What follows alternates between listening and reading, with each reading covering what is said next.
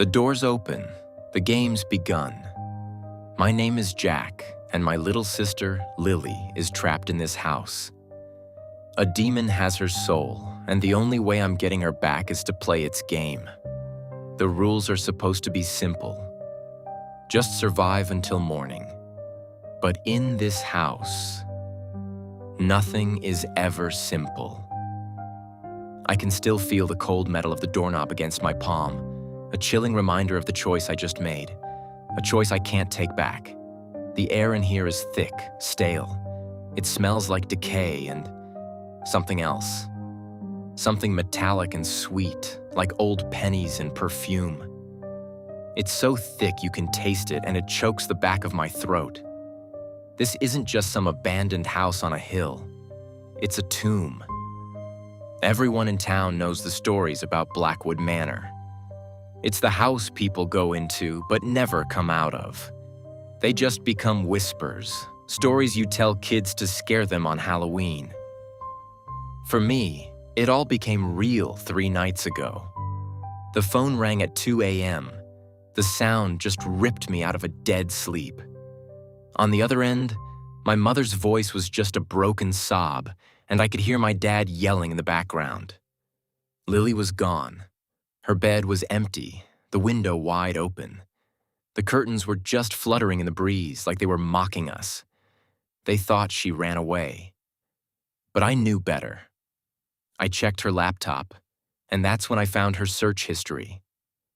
Blackwood Manor disappearances, haunted house on the hill, local legends Blackwood. She'd been curious like other kids.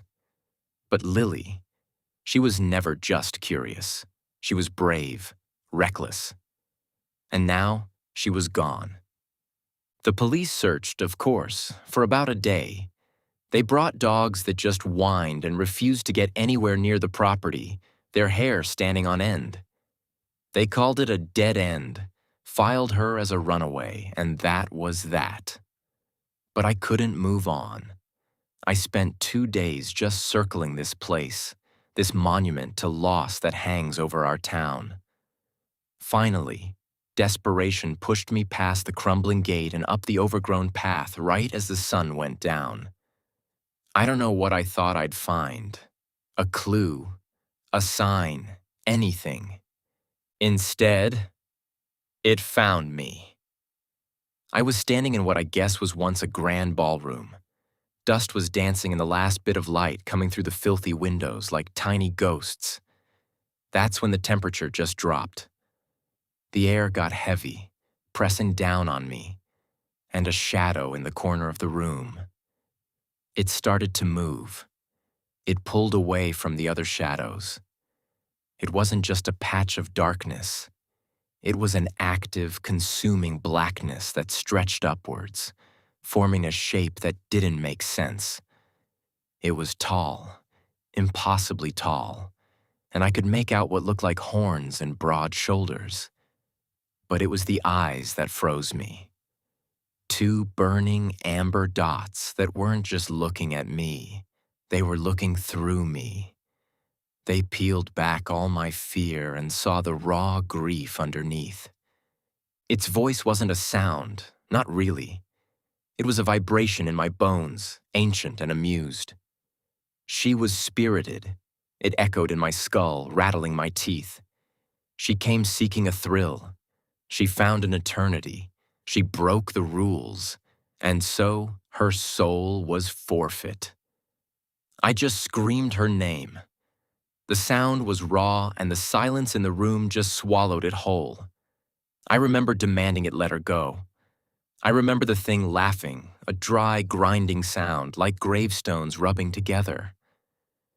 Souls are not so easily returned, it resonated. But a game can be played. A deal can be struck. Your sister's soul for a night of your time. A test of discipline, of obedience. It didn't have to explain. I knew what it wanted. Survive. Yes, I choked out. The word tasted like ash. Anything. The thing's grin was like a tear in the darkness. So be it. The rules of my house are the rules of your survival. 8 hours, 8 rules. Follow them until the first light of dawn touches the eastern window, and you can leave with what you came for. Break them, and you will join the permanent collection. And just like that, it was gone. The weight lifted, and I was left shivering and sick in the middle of the empty ballroom. For a second, I thought I'd imagined it all, just a hallucination brought on by grief. Then I stumbled toward the kitchen, drawn by a faint red glow. There, on the rusted door of an old refrigerator, were the rules. They looked like they'd been written in fresh blood, the letters still glistening and wet. I read them, my heart pounding. It was my own set of house rules, and they were written in pure terror. Lock all doors and windows before 8 p.m. You are the only living thing that should be inside. If you hear knocking, ignore it. If you see a familiar face outside, ignore it. They are not who you think they are. Do not look into any mirror for any reason. The reflection that looks back will not be your own. You must patrol the main floor every hour, on the hour. Do not stop moving for more than 5 minutes during your patrol. Do not, under any circumstances, go upstairs. The yellow tape across the staircase is not a suggestion. The security cameras are for your benefit. If you see an anomaly on the monitors, turn them off immediately. Hide under the front desk. Do not make a sound for 2 full minutes. The door to the basement is old and rusted. If it opens on its own, you must close and lock it immediately. Do not hesitate. Do not engage with anything that may emerge. The house is mutable. Should a door or window appear where there was not one before, close your eyes and walk away. Do not look inside. You will hear noises, cries for help, whispers, laughter. Do not investigate. Return immediately to the front desk and wait until the sound ceases. Should you encounter guests wandering the halls, they may ask you questions. Do not answer them. Simply point them towards the upstairs staircase. They will understand. I looked at my phone. The screen was cracked, but I could see the time. 7:45 p.m. Panic, just pure ice-cold panic, washed over me. 15 minutes. I had 15 minutes to lock down a mansion I'd never even been in before. The game was already on. That first hour was a frantic blur. I ran from room to room on the ground floor, my footsteps echoing way too loudly on the floors. The windows were ancient, the latches all rusted shut. I had to fight with every single one, and by the end, my fingers were raw. The huge oak front door had a bunch of deadbolts, and my hands were shaking as I threw them. Every click of a lock felt like a tiny victory against whatever was coming. I finished with only seconds to spare, slumping against the door just as the grandfather clock in the hall started its slow, wheezing chime for 8 o'clock. 8 chimes. The house was sealed. I was sealed in with it. The silence that came after was somehow worse than all the noise I'd been making. It was a listening silence, a waiting silence. I was suddenly aware of every single creak of the old house, every little skittering sound in the walls that might be rats or something else. My first patrol, thanks to Rule 3, was basically a tour through a nightmare. The main floor was a maze of rooms where all the furniture was covered in white plastic sheets, making them look like a gallery of corpses. Velvet ropes blocked off some areas, like this one pristine white living room that looked totally untouched by all the decay. I walked the patrol route, the flashlight beam from my phone cutting through the dark, my own shadow dancing and twisting next to me like some evil twin. It was on that first patrol that the game really started. I heard a faint sound from down the hall. A girl crying. It sounded just like Lily when she was little and would scrape her knee. My heart just seized up. Every single instinct I had screamed at me to run to her, to find her. But Rule 7 slammed back into my head, cold and final. Do not investigate. Return immediately to the front desk. Tearing myself away from that sound was the hardest thing I've ever done. It felt like I was betraying her. I backed away to the big front desk in the foyer, my fists clenched so tight my knuckles were white. I just stood there, shaking as the crying slowly, cruelly faded out. And as soon as it stopped, a new sound started. Tap, tap, tap. It was coming from the big bay window in the living room. Soft, steady. I crept closer, my blood turning to ice. I peeked through a crack in the heavy curtains. There was a small figure standing out on the lawn, soaked in moonlight. It was a little girl, barefoot in white pajamas with her back to me. She was just standing there, tapping on the glass. Rule 1. If you see a familiar face outside, ignore it. They are not who you think they are. She wasn't familiar, but I got the message. It wanted in. My heart was hammering. I backed away slowly, my eyes locked on the window until I was back in the foyer. The tapping went on for what felt like forever. And then it just stopped. The clock began to chime 9. Time for patrol number 2. As I passed the security office, this tiny, cramped room with a wall of grainy monitors, I saw it. On camera 3, the one pointed at the back porch, a shadow was moving. But it wasn't connected to anything. It was just a pool of pure black, writhing on the wooden planks like a living oil slick. Rule 4. If you see an anomaly on the monitors, turn them off immediately. Hide under the front desk. Do not make a sound for 2 full minutes. My hands fumbled for the power switch, and I couldn't breathe. I slammed the button down, and the room went dark. I scrambled out and dove under the huge, dusty front desk, curling up as small as I could. I held my breath and listened. The house was silent again. But now I could hear something. A faint, wet, dragging sound coming from the back of the house. It was getting closer. I squeezed my eyes shut, pressing my face into the dusty floor, just praying it wouldn't find me. Those 2 minutes felt like 2 years. I counted every single second in my head, while the dragging sound seemed to circle the foyer before it finally faded away. When I got to 120, I waited another 30 seconds before I even dared to move.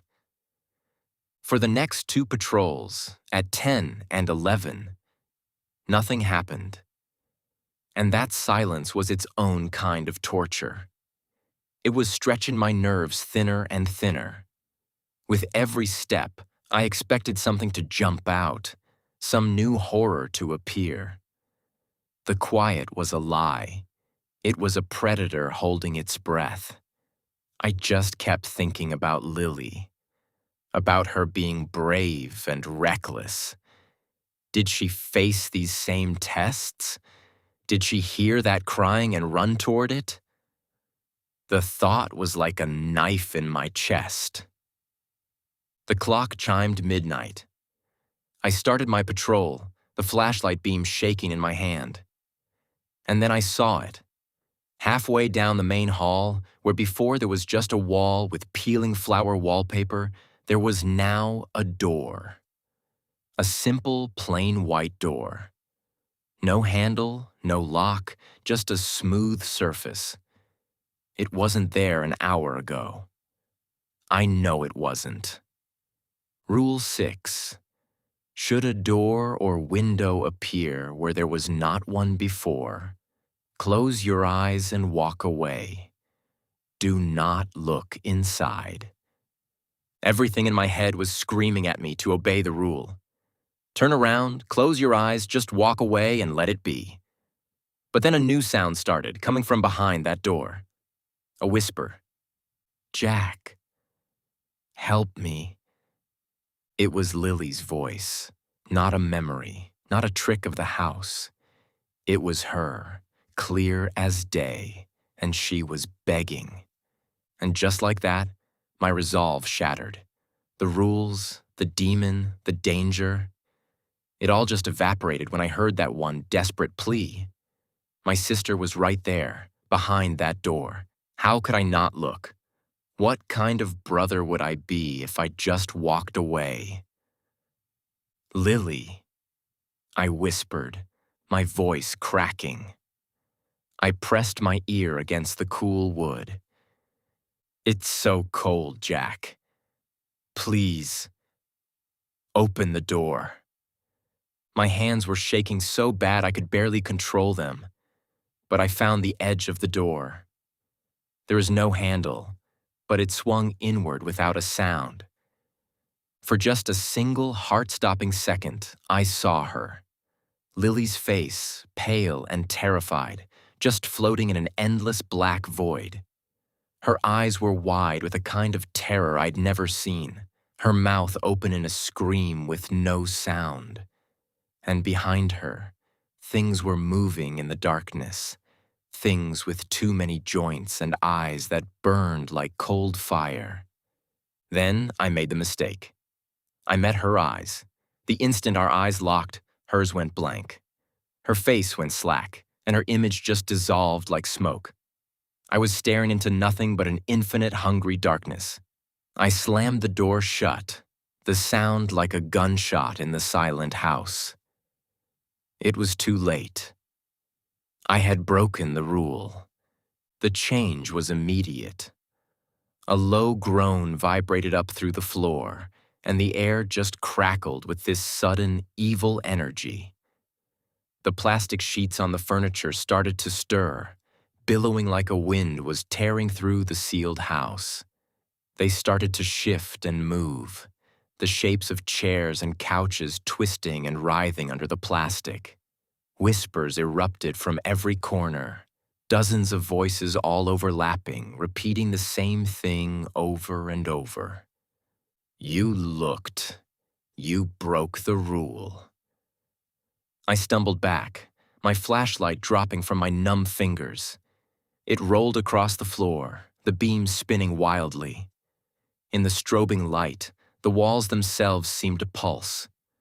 The flower wallpaper started to bleed, the pink roses weeping thick, black tears that ran down the walls. Then, the walls got soft. They became like flesh. And from them, hands started to push through, dozens of them. Pale, long-fingered hands reaching for me, their fingers twitching. I just screamed. A primal sound of pure terror, and I ran. I ran blindly through the shifting, whispering darkness, the grasping hands brushing against my clothes, their touch as cold as a grave. I ended up back at the front desk, my safe zone, just gasping for air. The hands were gone, back in the walls, but the house felt different now. I had given it an opening. I had shown it I could be broken. The whispers were gone, but the silence left behind felt triumphant, like it was mocking me. The clock started to chime 1 o'clock. Another patrol. My legs felt like lead.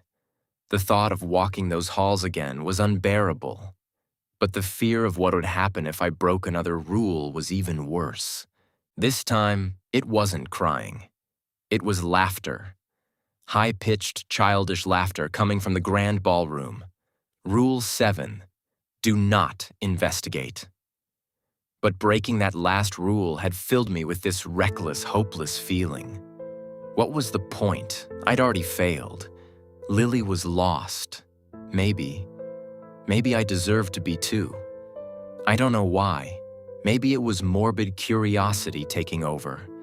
But I found myself walking towards the laughter, towards the ballroom. The room wasn't filled with shrouded furniture anymore. The sheets were gone. The room was set up for a party, or the ghost of one. Dusty tables were set up, and in the middle of the room, several figures were standing with their backs to me. They were pale, almost see-through, and they were dressed in familiar clothes. Jeans, hoodies, sneakers. My blood ran cold. I recognized them. These were kids from my town, from my school, the ones who had disappeared over the years. My guests. They all turned at once, their movements creepy and synchronized. Their faces were blank, their eyes just empty sockets. "Where's the party?" one of them asked, its voice totally flat. It was Mark Rendell. He vanished 3 years ago. "We were told there was a party," another one said. "It was a girl named Sarah who disappeared my freshman year." Rule 8. Should you encounter guests, they may ask you questions.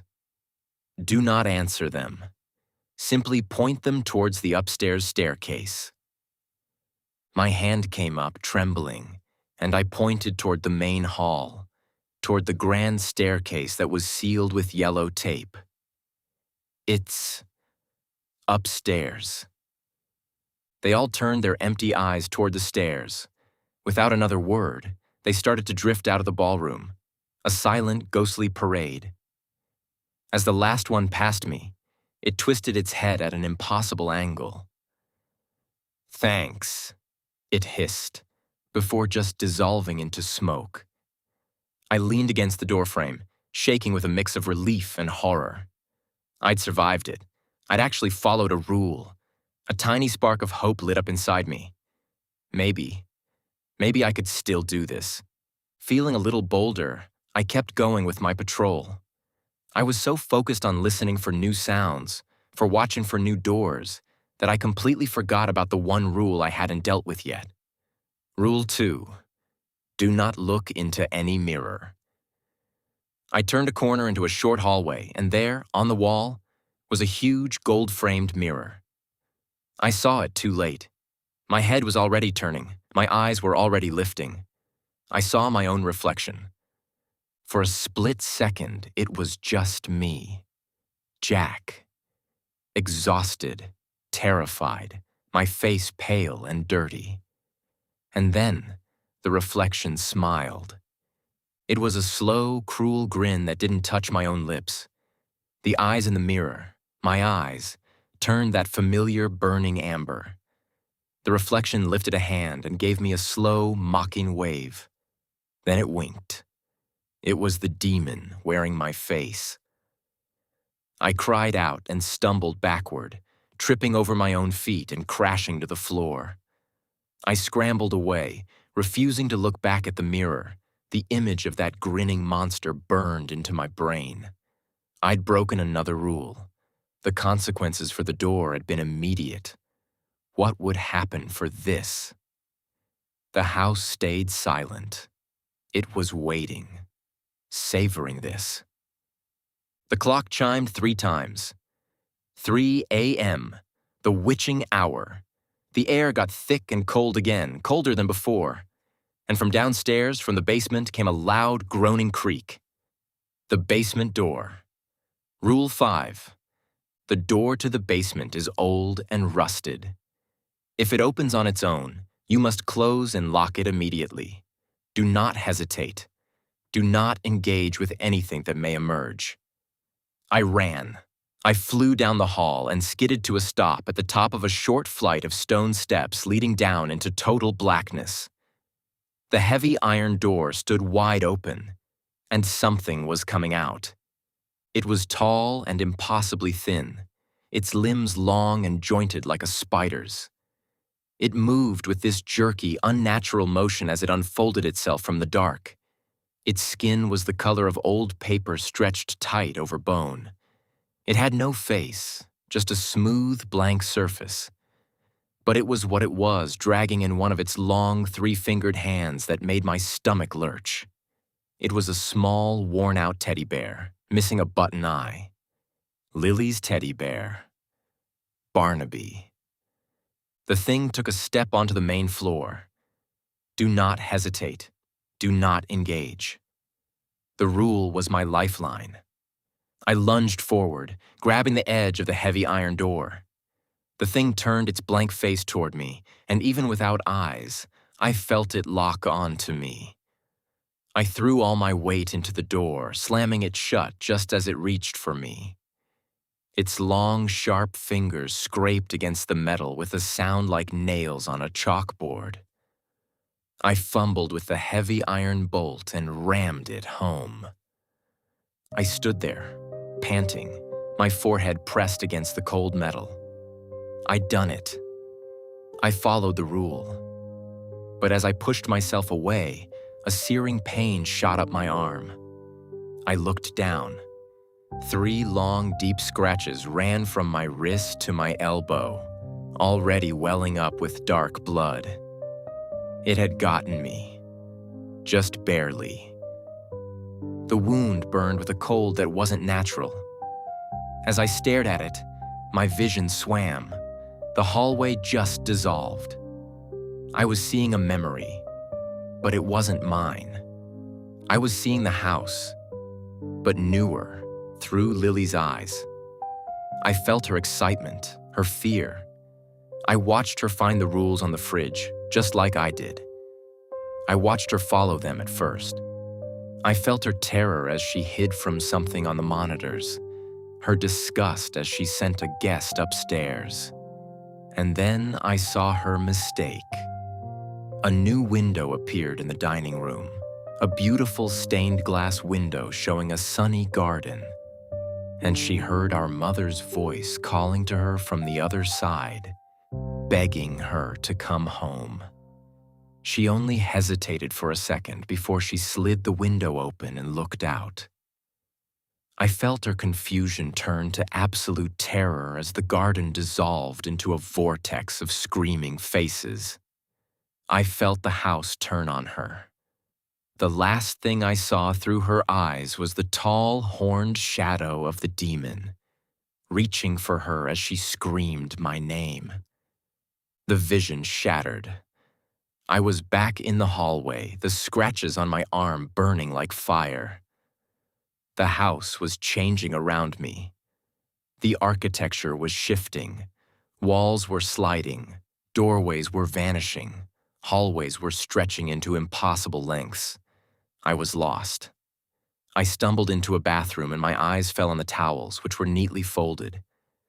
A new rule just appeared in my head, clear as day. All towel labels must face out. It was so small, so absurd. But I saw a flash of what would happen if I didn't do it. The towels coming to life, twisting into ropes, strangling me. My hands shook as I frantically rearranged them. The house was changing the game. It wasn't just the original rules anymore. It was adding new ones, twisting reality into 1,000 tiny lethal traps. Those hours, from 3 to 5, they were just a blur of surreal, escalating terror. The house was in open revolt. Every patrol was a new nightmare. The knocking from outside was constant now, and it was my parents' voices I heard, begging me to open the door, telling me they loved me. Mirrors appeared on every wall, each one showing me dying in a different, horrible way. The laughter was everywhere, coming from all directions at once. The house itself felt like it was shrinking, the walls closing in, the ceilings getting lower. I was exhausted, bleeding, and my mind was starting to crack. But that vision of Lily, it gave me something. A clue. The demon feeds on rule breakers' souls. That's how this place worked. It wasn't just random evil. It was a system. And Lily lost because she gave in to hope. She broke a rule to answer a call for help. I almost did the same thing. The game wasn't just about survival. It was about crushing your hope. The grandfather clock began to chime 5. The final hour.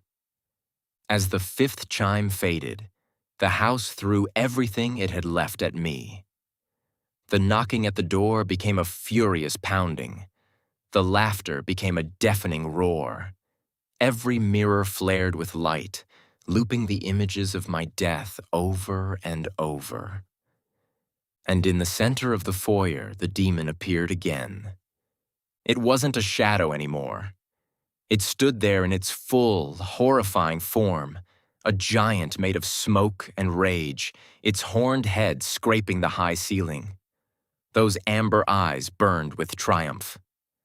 "You have broken the rules," it boomed, its voice shaking the entire house.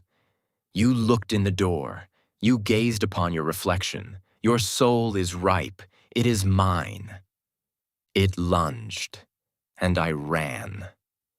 It was a desperate, terrifying chase through the shifting maze of the house. Hands burst from the walls, their touch burning cold.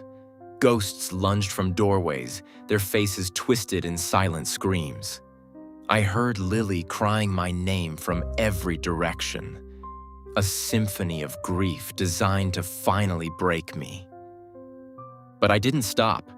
I ignored the hands, dodged the ghosts, shut out the cries. I clung to the rules. It was all I had left.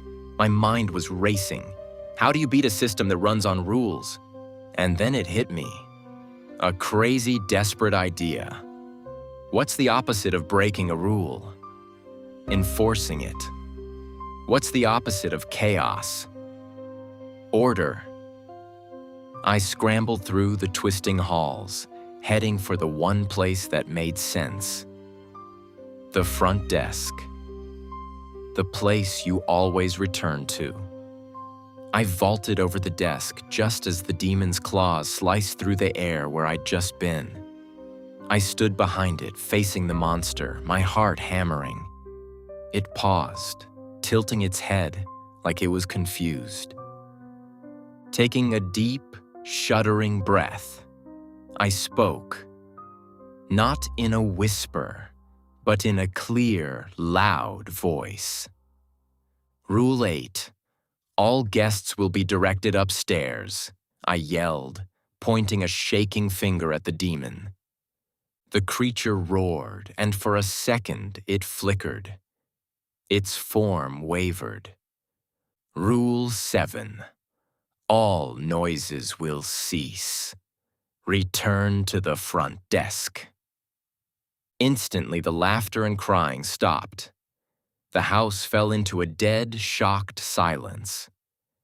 The demon took a step back, looking less solid. Rule 6. All false doors will be removed. The white door down the hall faded away. Rule 5. The basement will remain sealed. Rule 4. All anomalies will cease. Rule 2. No reflection will be false. I went through the list one by one. I wasn't playing its game anymore. I was commanding it. With each rule I shouted, the house seemed to fix itself. The walls locked back into place. The mirrors went back to being just glass. The demon shrieked, a sound of fury and pain as its power was being stripped away, its connection to the house severed by its own laws. Rule 1. I finished, my voice raw. All doors and windows will remain locked until dawn. As I spoke the last word, a single, pure beam of morning light cut through the grime of the eastern window and hit the demon square in the chest. It let out one final, deafening roar of pain and defeat, and then it just imploded, collapsing in on itself until it was a tiny point of darkness that just winked out of existence. All that was left was the smell of ozone and the suffocating dust of the old house. And then, silence. Real silence. Empty. Peaceful. And in that silence, a shimmering shape started to form in the middle of the room. Lily. She looked solid. Real. She blinked, looking around the dusty room, confused, before her eyes landed on me. "Jack?" she whispered. I stumbled out from behind the desk and we just ran to each other, crashing into a hug. I held her so tight, burying my face in her hair, tears of relief just streaming down my face. She was warm. She was real. "I'm so sorry, Jack," she sobbed. "I was so stupid."